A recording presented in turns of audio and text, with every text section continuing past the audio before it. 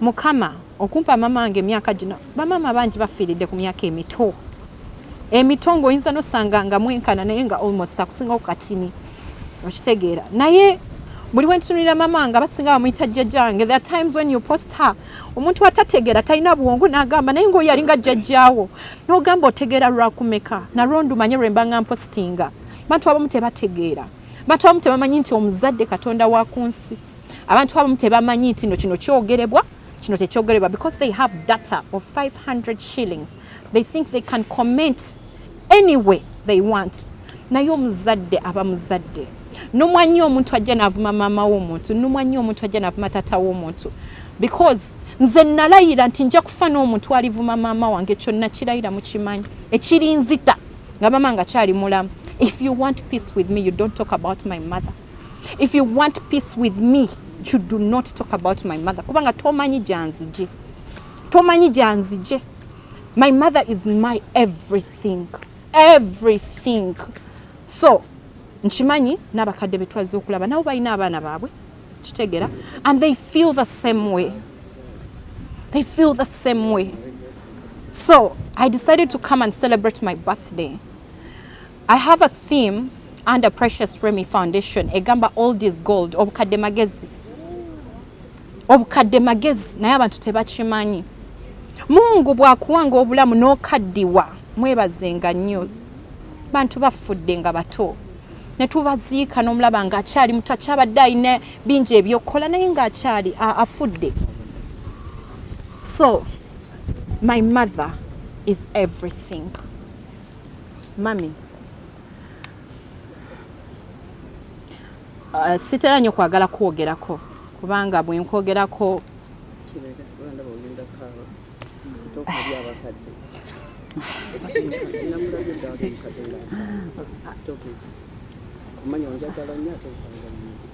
she said I should stop because tayagala kukaaba tayagala nkabe bakadde nange saagala kukaaba naye nga musuubiza nti obulamu bwe naamala ku nsi nga naye ali ku nsi kusuubiza nti nja kwagala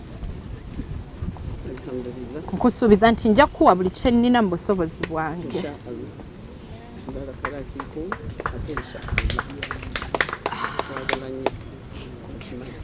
To the people that have come out to wish me a happy birthday, I love you guys. I don't take it for granted. Munda z'omukwano, I can feel it. Nguwulira. Thank you so much.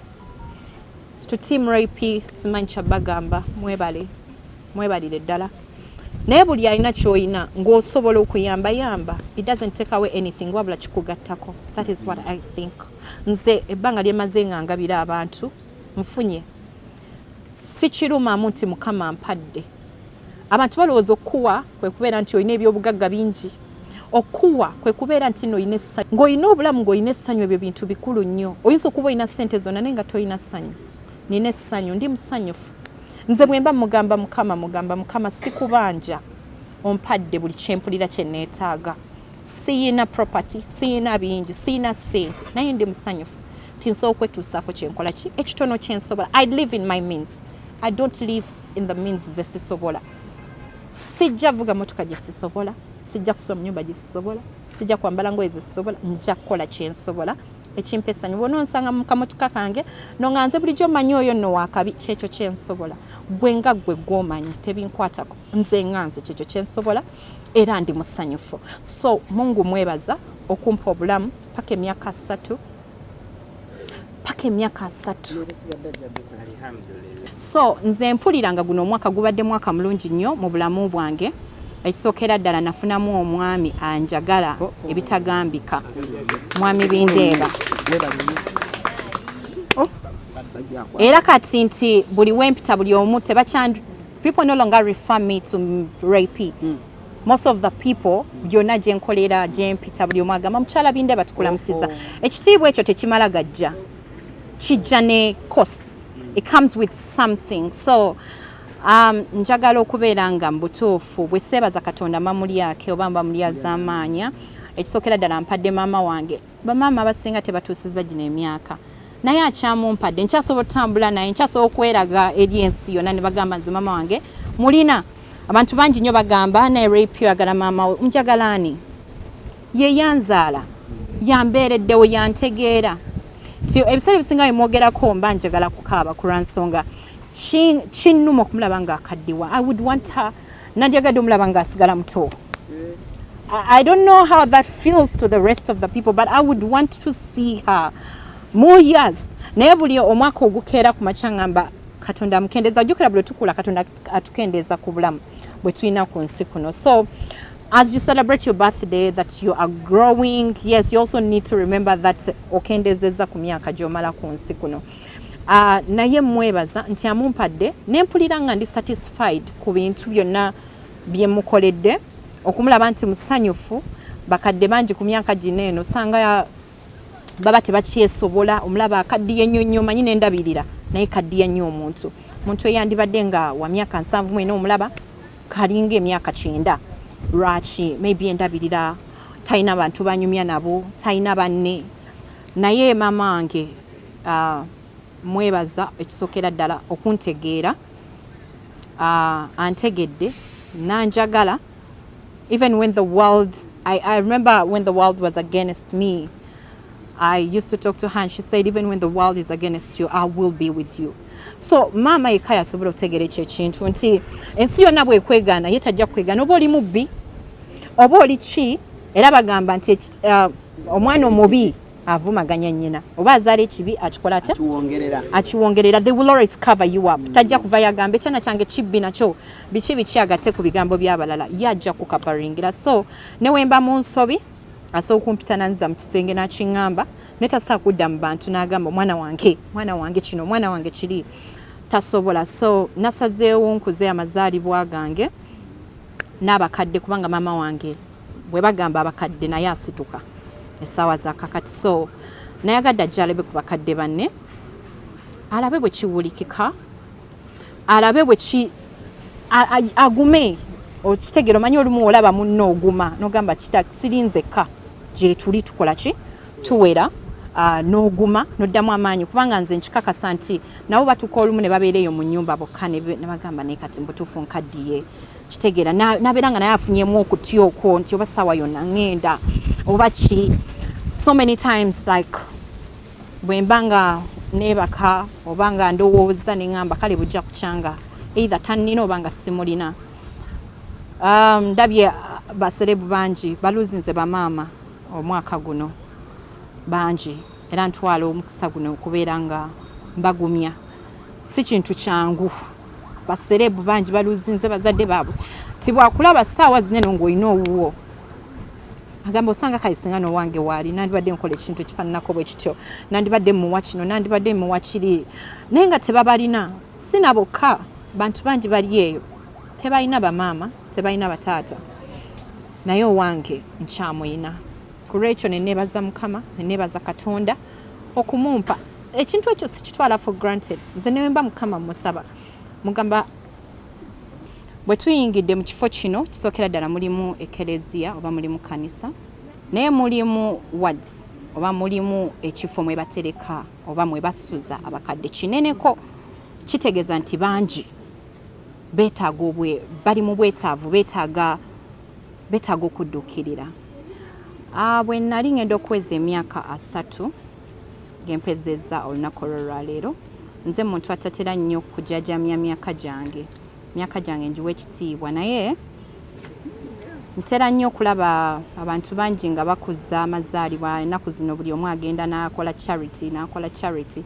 Simanyi ekigendererwa kyabwe bakiba kyakuyita bannamawulire naye nze ekigendererwa kyange kyali kira actually naye sigenda nakuyita bannamawulire naye because era abaliwo ndooza bakwano bange siina nnyo nti waliwo omuntu ali wano eno nga sikyali wange. Abasinga bakwano bange be bali wano ate because ndowooza buli kyentera okukola bandyagadde bakibeere part of. So yensonga lwaki bwe nasalawo ne ŋŋamba nti Katonda bw'anantuusa ku myaka 3 nandyagadde muddize nandyagadde mbeeko ne kyenziriza abantu oba eggwanga oba abantu abali mu bwetaavu. Sirina nnyo naye nze nzikiriza nti n'akatono osobola okukagabana n'omuntu. So ne ŋŋamba ttiimu yange Team Rape ne mbagamba mbadde njagala munoonye ewantu we tuyinza okugenda Tuddize ku bantu. That is when they came up with this place, Good Samaritan. Era we bajja ne bangamba nti bakadde. Nali musanyufu nnyo kubanga mama wange ono gwe mulaba ekituufu era nga we ngambye nti akaddiye. My mother is making 74 years. I don't know. But for her, she remembers 73. But honestly speaking, I made her birthday, if you all remember, I made her birthday, I think that was 2019, and she was 70. Exactly. It's not even Garden City. I remember it was some hotel in Chitende. She was making 70. When you calculate 70 in 2019 to 2022, that is 74, right? Yeah. She's making 74 tomorrow because she was born on 1st December.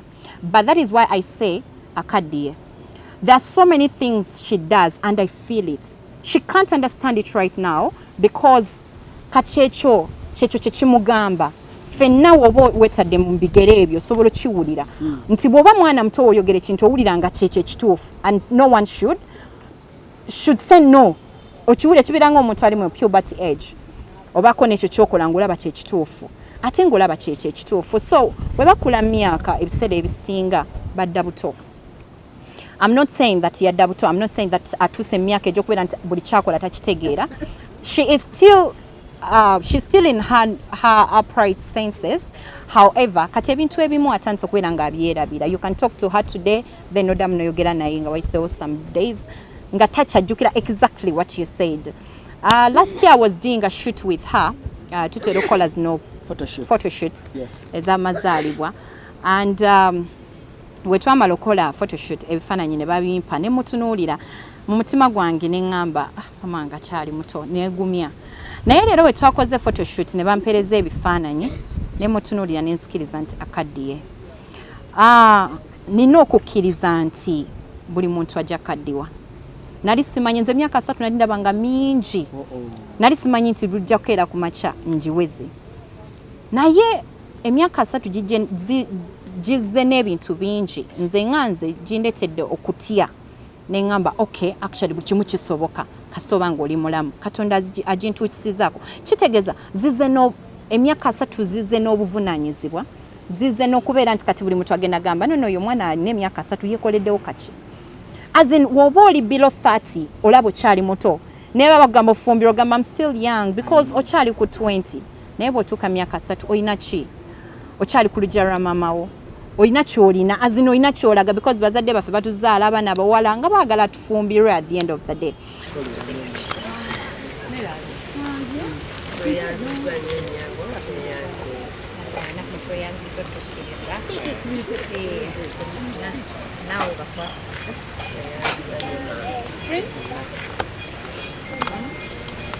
Mutabani wange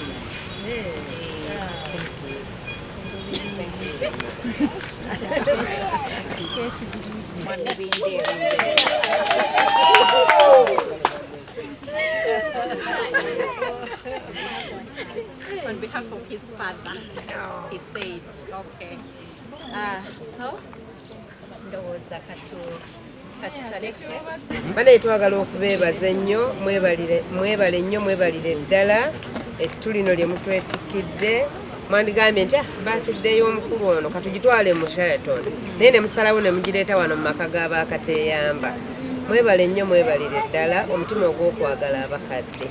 Mwebale tukwasizaako, tweyanziza nnyo, tweyanzeege. Nkakasanga ne bajjajja basanyufu.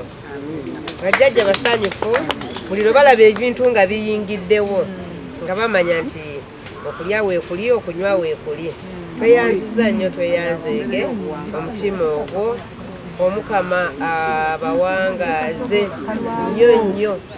Tweyanziza nnyo, tweyanzeege. Mama naawe twagala okwebaza okutuzaalira abaana. Kati bano bonna baana bo. Tweyanziza nnyo, tweyanzeege. Ate nabo nkakasanga nabo bajja kukola nga kyokoze. Tweyanziza nnyo, mwebale nnyo, mwebalire ddala. 10, no. 20, yes. 25, no. 29, no. 30,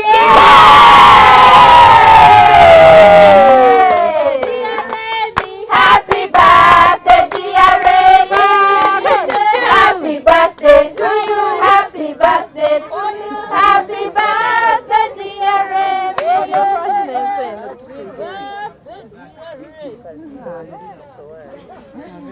Amannya gange nze Nsuuga Mustafa nkola ne Alihira Holdings. Kakati nannyini nnyumba eno yeesiimye nnyo lwa nsonga nti eno biodigester era emigaso gyayo egigirimu gyagenda okufuna. Ekisooka tagenda keera lunaku agambe nti bannange septic yajjudde nti nno ajja aleeta ekimotoka ate kimuggyako ssente ng'olwedde yagizimba. So biodigester tegenda keera ku makya nti ejjudde. So nawe ekyo ogwo mugaso gwe gusinga kubanga eri gundi yaffe twagikolanga naye ate era still ng'ejja n'ekulya lwa nsonga nti ebeera etuuka n'ejjula, so etuuka ng'esigala ekulya wadde ng'ate wagiteekamu ssente yo nnyingi.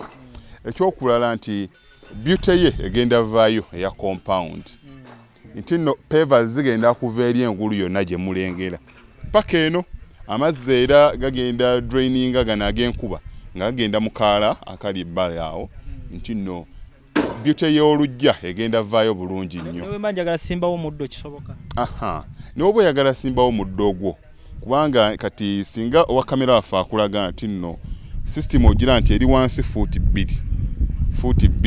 Kweno level kwe tuyimiridde. Wansi fuuti nga bbiri. So omuddo kakube guyina emirandira gitya guba gujja mmera. Yes. Bannange tetukolera bagagga bokka. Ate era tetukolera tetusijja bayita baavu. Omuntu wa wansi omufuna mpola. Fenna gye tuggwa. Nange ndi mufuna mpola. So sikolera bantu sina kika kye ngamba mbuno nno nkolera baneeno. Wabula buli omu era buli omu nga bwozze bwe tukola ki bwe tukwata. Kati Alihira Holdings Uganda Limited tusangibwa Kamoocha, Prince Charles Drive, Plot 45. Kamoocha we wali offices zaffe. Tuyina namba z'amasimu esooka ya Airtel 07017 66992 neya MTN 0789 224230. Abasinga batumanyira mu biodigester kuba bwe tuvudde nnyo mu kamera naye nga abaklanti baffe abapya n'abakadde bagenze bakitegeera nti no ne general construction yenna mwetuli.